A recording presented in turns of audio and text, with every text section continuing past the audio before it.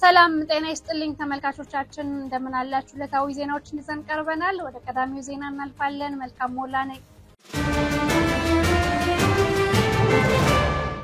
የአማራ ፋኖ ብሔራዊ ኃይል ጎንደር ቀጠና የሜጀር ጄኔራል ዋንተ አባተ ኮር አንደኛ ኮር ዛሬ ግንቦት 24 ባደረገው ውጊያ ታላቅ ድል ተጎናጽፏል ከሳና እስከ ገላውዲዮስ የሜጀር ጄኔራል ዋንተ አባተ ተወርዋሪ ክፍለ ጦር የአንደኛ ኮር ተወርዋሪ ኃይል የጉና ክፍለ ጦር አካል የሆኑት ገብረ መስቀል ብርጌድና መቅደላ ብርጌድ እንዲሁም የጣና ገላውዲዮስ ክፍለ ጦር አፈርናዋት ብርጌድ አካል ዋንተ ሻለቃ በጥምረት ከተለያዩ ወረዳዎች የመጡ ያገዛዙ ጥምር ኃይል ከጧቱ 12 ሰዓት እስከ ቀኑ 11 ሰዓት ተኩል ድረስ በደራ ምድር በሰርኒ ተራራ ውጊያ ጀምሮ በሳና ቴሌ ደርባ ወጭት ሳና ሚካኤል ቆሚስ ሊባኖስ ሸዋታ ውባንተ ተራራና ገላውዲዮስ መዳረሻቸውን አድማሱን አስፍተው ከፍተኛ የሆነ አውደ ውጊያ ሲደረጉሏል የብልጽግና ሰራዊት ከአንበሳሜ ከአርብ ገበያ ከደብረታቦር ከግንዳጠመም ከእስቴ ከልጫና ከጀርባ ደግሞ ከአንዳበቴ በኩል ከበባ ለማድረግ ሞክሮ ነበር በሜጀር ጄኔራል ዋንተ አባተ ተወርዋሪ ክፍለ ጦር ልዩ ተዋናይነትና በአጋር ክፍለ ጦሮች እገዛ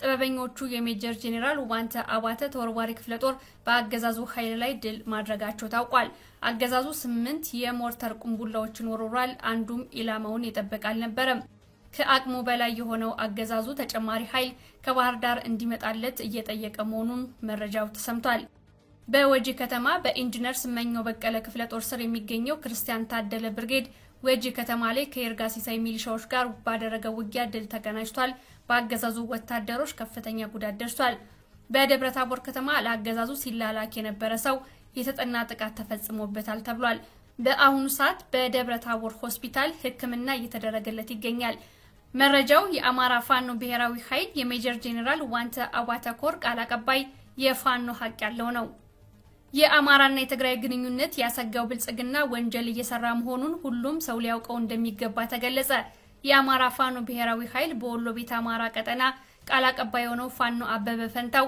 የብልጽግናው አገዛዝ የአማራ ህዝብና የትግራይ ህዝብ ከዚህ በፊት የነበሩ ደም አፋሳሽ ጦርነትና ውጤቶቹ በሰላማዊና ከጦርነት ውጭ በሆነ መንገድ ለመፍታት እንዳይሞክሩ ግጭት ቀስቃሽ የሆኑ ተግባራቶችን እየፈጸመና ብርቱ ጥረት እያደረገ ይገኛል ብሏል ከዚህ ጋር ተያይዞ አገዛዙ ራያ ቆቦ በስተሰሜን ራያ አላማጣ ዋጃ መግቢያ ዋልካ መንደር ላይ ግንቦት 23 2017 ዓ.ም ንጋት 10 ሰዓት አካባቢ የትግራይ ተወላጅ አሽከርካሪዎችን በግፍ ነፃ እርምጃ ወስዶባቸዋል ሰሞኑን የተለያዩ ግብአቶችን የጫኑ ተሽከርካሪዎች ወደ ትግራይ እንዳይገቡ አገዛዙ ማገዱ የሚታወስ ነው ይህ ጸረ ህዝብ ተግባር አገዛዙ ሆነ ብሎ የፈጸመውና ወደ ፋኖ በማሳበብ ፋኖ የትግራይ ተወላጆችን እየመታ ነው የሚል በሁለቱ ህዝቦች መካከል መጠራጠርን መፍጠር ከተቻለም ወደ ግጭት እንዲገቡ ማድረግ በዛ መካከል ከገባንበት አዘቅት መውጣት የሚል የአብይ አህመድና የስብስቡ ሴራ እንደሆነ ህዝብ እንዲያውቀው እንፈልጋለን ሲል በማህበራዊ ገጹ አስታውቋል ብልጽግና መተከልን ለመሰልቀጥ ያስችለኛል ያለውን አጀንዳ በምክክር ኮሚሽኑ በኩል አስነገረ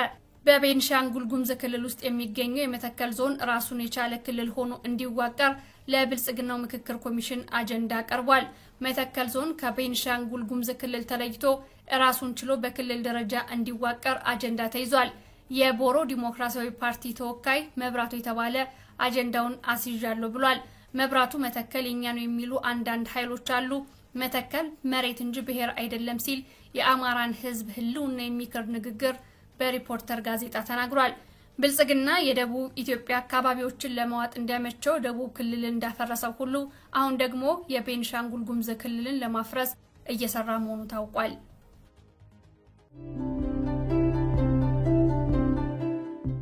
ዕለታዊ ዜናዎቻችን ቀጥለዋል በጎጃም ቀጠና ያሉ መረጃዎችን ሊያካፍለን የአማራ ፋኖ ብሔራዊ ኃይል በጎጃም ቀጠና ምክትል ቃል አቀባይ ሆነው ፋኖ እስቲበል አለሙርና አግኝቻለሁ አመሰግናለሁ እስቲበል ሰሞኑን ያሉ መረጃዎች ምን ይመስላሉ አመሰግናለሁ በአማራ ፋኖ ብሔራዊ ኃይል በጎጃም ቀጠና በዚህ ሳምንት ውስጥ በርካታ ነገሮች ተደርገዋል ከሳምንታዊ ዘገባዎች ልጀምርልሽ ብዬ ነው እንግዲህ ከግንቦት 16 ጀምሮ እስከ ዛሬ ግንቦት 23 እስከ ትላንት ድረስ የነበሩ በርካታ ስራዎችን ተሰርተዋል በአማራ ፋኖ ብሔራዊ ኃይል በጎጃም ቀጠና በኩል በዚህም 16 ቦታዎች ላይ ጀብድ መፈጸም ችሏል የአማራ ፋኖ ብሔራዊ ኃይል በጎጃም ቀጠና በኪሊሊ ከተማ በደህና ማርያም በዳና ማርያም፣ ደንሳባታ፣ ቆቀር፣ አዴት ሐና፣ ጭምባ፣ በሆዲት፣ ምርክታ፣ ጃዊ ሞሰቢት ተራራ፣ አራጤ በረሃ፣ ዘንቦሌ ጫራ፣ ጉቢያ፣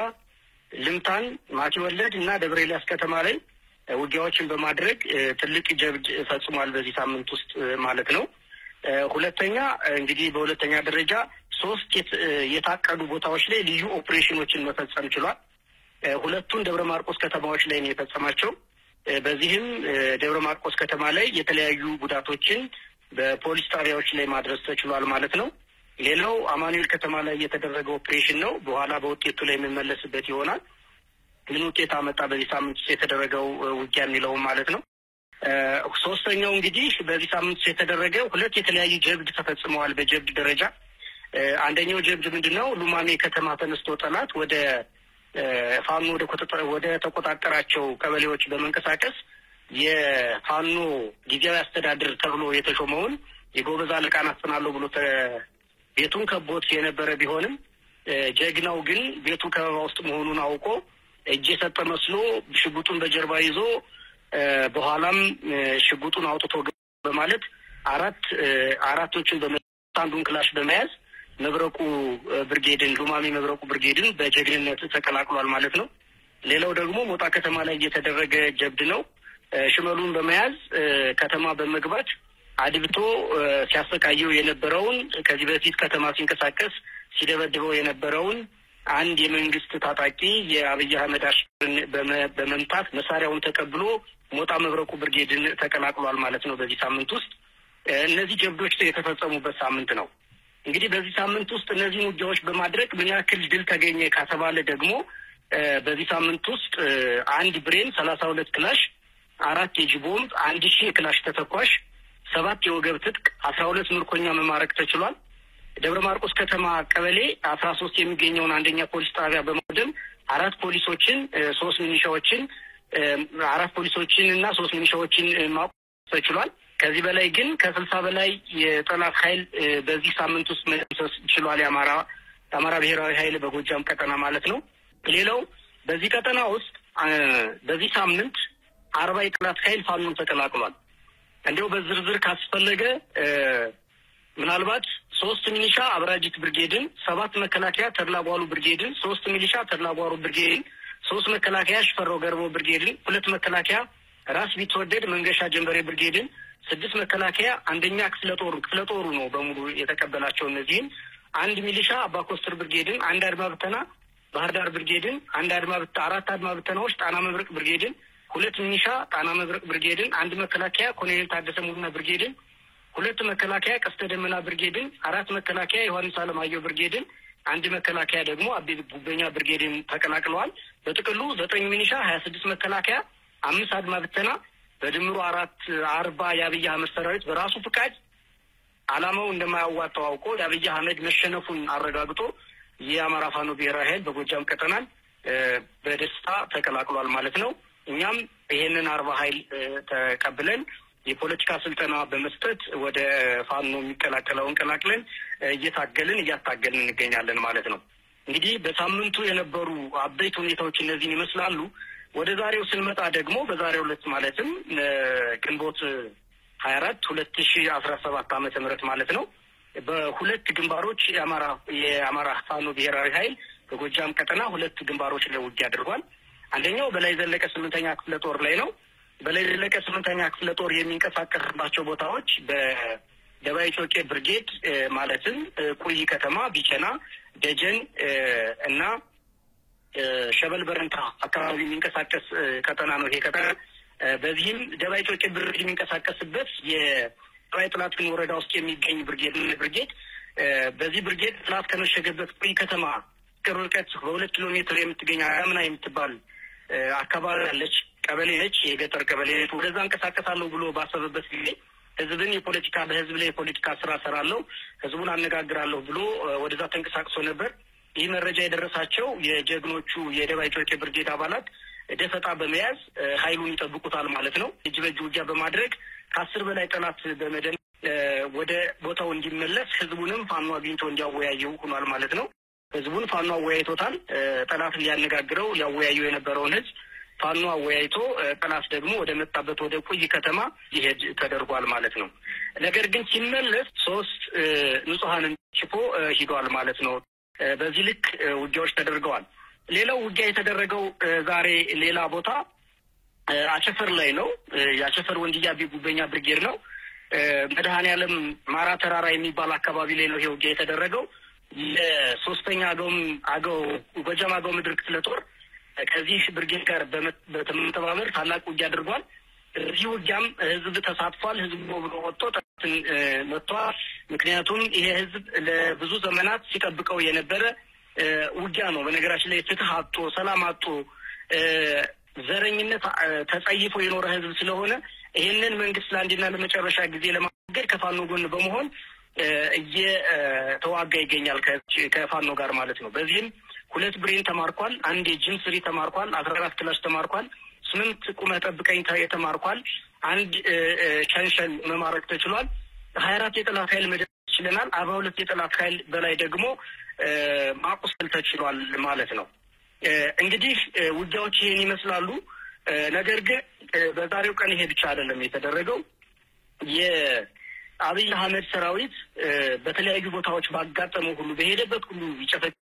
በደብረ ኤልያስ ቀጠናም እንዲሁ ወደ ትምህርት ቤቶች በመንቀሳቀስ ወደ ገጠሩ አካባቢ በመሄድ የትምህርት ቤቱን ንብረት የሆነውን ባህር ዛፍ በሙሉ በመቁረጥና በመጫን እንቀሳቀሳለሁ ሲል ፋኖች ደርሰው ልኩን አሳይተው መልሰውታል ማለት ነው። በዚህ የተናደደው ይህ የአብይ አህመድ ሰራዊትን 2 ንጹሃንን ረሽኖ ተመልሷል ማለት ነው። ያው ይህ የተለመደ የዕለት ተዕለት ተግባሩ ሆኗል ማለት ነው። በሌላ በኩል ምልምል መከላከያ አሰልጣኞች ወደ ፋኖ ተቀላቅለዋል። በዚህ ሳምንት በተለይ በዛሬው ዕለት ማለት ነው በቀኝጌታ ይፍታዬ ንጉሴ ክፍለ ጦር ኢንጂነር ክብር ተመስገን ብርጌድ ላይ በቅርብ ርቀት የሚገኝ ብርሽ ተለቆ ማሰልጠኛ ተቋም አለ። ከዛ በመክዳት ወደ 9 የሚሆኑ ምልምል ሰልጣኞች የአማራ ብሔራዊ ኃይል በጎጃም ቀጠና በቀኝጌታ ይፍታዬ ንጉሴ ክፍለ ጦር ኢንጂነር ክብር ተመስገን ብርጌድን ተቀላቅለዋል ማለት ነው። ከነስማቸው እዚህ ማብራራት ይቻላል። አያት አብዱ፣ አማን ሐሚድ፣ ታጅብ አህመድ፣ ስልጡን ሙሳ፣ አህመድ ሀጂ፣ እንድሪያስ ታደለ፣ ያብስራ አለማየሁ፣ ቢራ ሻሞ፣ የኑስ ኢብራሂም የሚባሉ ሰልጣኞች የፋኖ እጅ ውስጥ ይገኛሉ ማለት ነው። ፋኖም እየተንከባከባቸው የፖለቲካ ትምህርትም እየሰጣቸው ይገኛል ማለት ነው። ከዚህ ጋር ተያይዞ እንግዲህ የፋኖ ትግል ህዝባዊ ጥያቄ አንስቶ የህዝብን ጥያቄ ተሸክሞ እየተንቀሳቀሰ ያለ ነው። ለዚህ ህዝብ የሚለውን ማዳመጥ ደግሞ ግዴታ ስለሆነ በተለያዩ አካባቢዎች ህዝባዊ ውይይቶች፣ ህዝባዊ መድረኮች ተደርገዋል። በዛሬው ዕለት በቀኝጌታ ይፍታዬ ንጉሴ ክፍለ ጦር በ2 ወረዳዎች ላይ በፋኖ በያዛቸው ፋኖ በሚያስተዳድራቸው ነጻ ቀጠናዎች ላይ ህዝባዊ መድረኮችን አዘጋጅቶ የህዝብን ስሜት የህዝብን አስተዳደር ገምግሟል በዛሬው ዕለት ማለት ነው። በዚህም በበረኛው ጅበላ ሙተራ ብርጌድና በስናን አባጅሜ ብርጌድ በ2 ወረዳዎች ላይ ማለትም በምስራቅ ጎጃም ዞን በጎዛምን ወረዳና በምስራቅ ጎጃም ዞን በስናን ወረዳ ህዝባዊ ውይይቶች ተደርገዋል ማለት ነው። በዚህም ህዝባችን ለብዙ ጊዜ ስንጠብቀው የነበረ የጠማንን ፍትህ የምናገኝበት ትግል ስለሆነ ከፋኖ ጎን ሆነን እንታገላለን፣ እናንተ ከኛ ጋር ሁኑ የሚል መልስ ሰጥተዋል። በሚሰጠው ፋኖ በሚሰጠው ያስተዳድርን እንደረኩ የጥቆማ ሰጥተዋል ማለት ነው። በዚህም የክፍለ ጦር አመራሮች በመገኘት ስብሰባውን መርተውታል። የብርጌድ የክፍለ ጦር የሻለቃ መሪዎች በጋራ በመሆን ስብሰባውን መርተውታል ማለት ነው። የቀጣይ አቅጣጫ የትግል አቅጣጫ በማስቀመጥ ከህዝቡ ጋር በሰላም መለያየት ተችሏል ማለት ነው። እንግዲህ በዚህ ሳምንትና በዛሬው ቀን የነበሩ በጎጃም ቀጠና የነበሩ ትዕይንቶች ወይም የፋኖ ጀግንነቶች እነዚህን ይመስሉ ነበር። መልካም ፋኖ ስቲበል ከዚህ ጋር ተያይዞ በርከት ያሉ የአገዛዙ ሰራዊት አባላት ወደ ፋኖ እየተቀላቀሉ ይገኛሉ። ይህ የሆነው አፋብኃ ከተመሰረተ በኋላ አነሳስቷቸው ነው። ያንተ እይታ መልከታ ምን ይመስላል? ከዚህ ጋር ተያይዞ እንግዲህ በተለይ ውጭ ያለ ነው ወይም መረጃውን የምንሰማው ስጋት ይገባናል። በርከት ያሉ የመከላከያ ሰራዊት አባላት ተቀላቀሉ ሲባል በእናንተ በኩል ጥንቃቄ እንደምታደርጉ አውቃለሁ። ነገር ግን እኛ እንድንረዳው አድማጩ እንዲረዳው የምትቀበሉበት መንገድ ምን ይመስላል? እውነት ነው። ከዚህ በፊት ይቀላቀሉ ነበር። በነገራችን ላይ ከዚህ በፊትም ፋኖ ይቀላቀሉ ነበር። ነገር ግን አንድነቱ ከመጣ በኋላ አፋብኃ ከተመሰረተ በኋላ በተለይ በብዛት እየተቀላቀሉ ይገኛሉ። ከዚህ ሳምንት በፊትም ባወጣነው ሪፖርት አይተሽው ከነበር መልካም በጣም ብዙ ኃይል ነው እንደው ማፋባ እንደተመሰረተ በጎጃም ቀጠና በጣም ብዙ ኃይል ተመስርቷል።